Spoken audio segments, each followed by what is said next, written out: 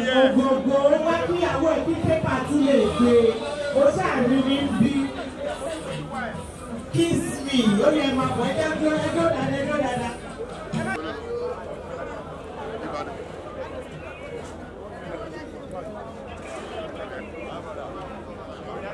Ladies and gentlemen,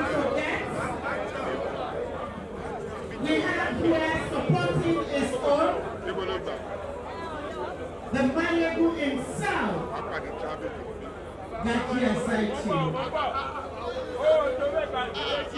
Casey, stop tormenting me.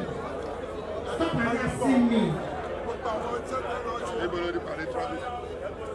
Alagi is going to come on stage. He's on stage. He's been waiting patiently. He's an amazing man. I'm having this up in 10 minutes so we can start the birthday party proper. That is what the king is here for. And we've kept him for too long, ladies and gentlemen.